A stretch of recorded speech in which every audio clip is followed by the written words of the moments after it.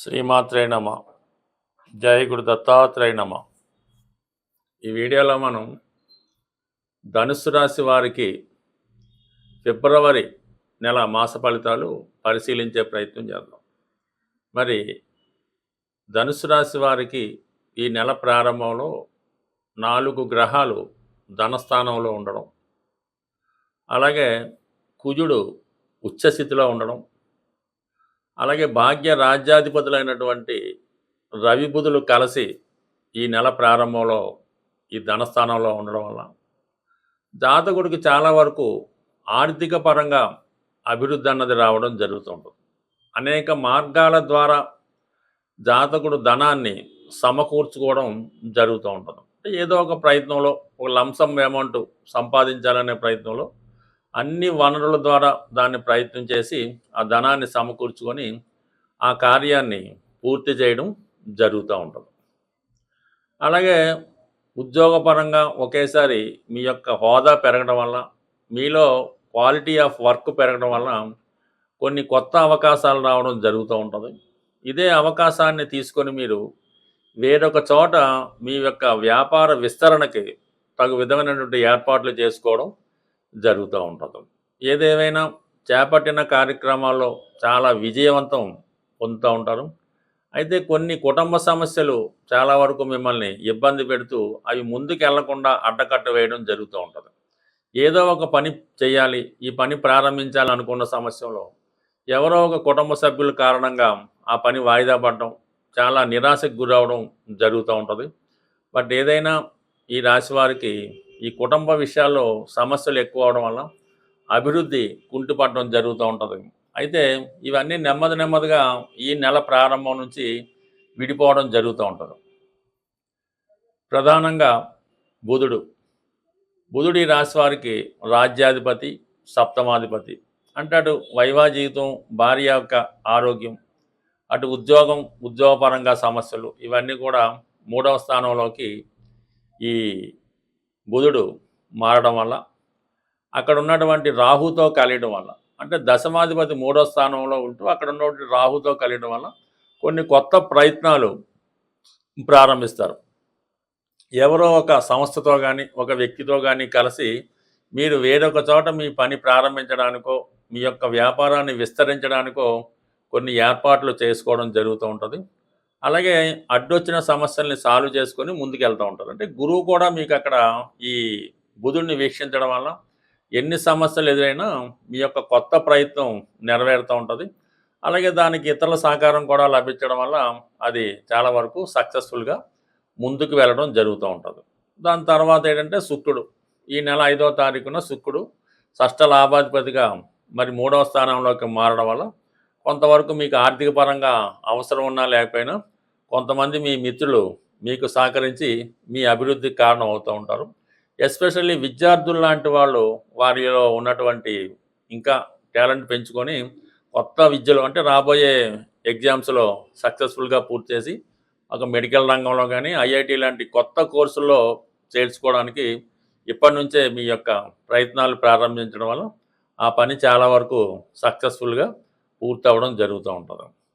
ఇక ఇదే నెల 12వ తారీఖున భాగ్యాధిపతి రవి 3వ స్థానానికి వెళ్ళడం వల్ల ఎక్కువగా 12వ తారీఖు తర్వాత ప్రయాణాలు ఎక్కువగా చేయవలసి ఉంటుంది. దూర ప్రాంతంలో ఉన్నటువంటి మీ యొక్క బంధుమిత్రులు మీకు సహకరిస్తారు. మీ యొక్క కొత్త ప్రయత్నాన్ని ఎప్పటికప్పుడు అందరూ తెలుసుకొని తగు విధంగా ప్రోత్సహించడం జరుగుతూ ఉంటుంది. మీరు ఏ రంగంలో ఉన్నా, ఒక విద్యా రంగంలో ఉన్నా, ఆధ్యాత్మిక రంగంలో ఉన్నా, ఒక రాజకీయ రంగంలో ఉన్నా, లేదంటే బ్యాంకింగ్ అండ్ ఫైనాన్స్ రంగంలో ఉన్నా మీ యొక్క అభివృద్ధి ఎదుగుదల అందరి దృష్టి ఆకర్షించడం జరుగుతూ ఉంటుంది. ఇక ఫైనల్గా కుజుడు ప్రస్తుతం ధనస్థానంలో ఉచ్చస్థితిలో ఉండడం వల్ల 3వ స్థానంలోకి మారే కుజుడు కూడా మీకు చాలా వరకు కొత్త ప్రోత్సాహాన్ని ఇవ్వడం జరుగుతూ ఉంటుంది. మీ యొక్క అదృష్టానికి మీ టాలెంట్ కూడా తోడవడంతో అందరి సహకారంతో కొన్ని కొత్త ప్రయత్నాలు ముందుకు వెళ్ళడం జరుగుతూ ఉంటుంది. అలాగే వివాహపరంగా ఉన్నటువంటి చాలా సమస్యలకి ఈ సమయంలో మీకు పరిష్కారం రావడం జరుగుతూ ఉంటుంది. కొంత తాత్కాలిక ఎడబాటు వచ్చినప్పుడు కూడా మీ యొక్క అభివృద్ధికి ఇవేమీ అడ్డు రాకుండా ఫ్యూచర్ ప్లాన్స్ చేసుకుంటారు. అయితే కొన్ని విషయాల్లో మాత్రం అర్ధాష్టమ శని ప్రభావం వల్ల ఏదో ఒక అపవాదు, ఏదో ఒక నింద, ఏదో చికాకు మిమ్మల్ని పెడుతూ ఉంటుంది. కంపల్సరీగా మీరు మీ యొక్క ప్రయత్నాన్ని మీకు ముందుకెళ్తూనే కావలసినటువంటి పరిహారాలు కూడా చేసుకోవడం వలన ప్రజల నుంచి వచ్చే నెగిటివ్ ఎనర్జీ నుంచి బయటపడి మిమ్మల్ని మీరు ముందుకెళ్ళే ప్రయత్నంలో చాలా విజయం సాధించే అవకాశం ఉంది. ఈ ఫిబ్రవరి నెల మనకి పౌర్ణమితో ప్రారంభమవుతుంది. అంటే 1వ తారీఖునే మాఘమాసం పౌర్ణమితో ప్రారంభమవుతుంది కాబట్టి ఎవరైతే రుణ సమస్యలు, ఆర్థిక సమస్యలతో ఉన్నారో వారు ఈ సమస్యల నుంచి బయటపడడానికి ఈ రాబోయే 15 రోజులు చాలా కీలకంగా మారడం జరుగుతూ ఉంది. అందువలన ఏంటంటే మీరు ఈ రాబోయే 15 రోజుల్లో అంటే రేపు మాఘమాసం మళ్ళీ చివరికి వచ్చే అమావాస్య లోపల ఏదైనా ఒక పుణ్యనది స్నానాన్ని ఆచరించవలసి ఉంటుంది. సో దానివల్ల ఒకటి, దాని తర్వాత ఏంటంటే ఈ నెల అంటే ఫిబ్రవరి 5వ తారీఖున సంకటహర చతుర్థి రాబోతుంది.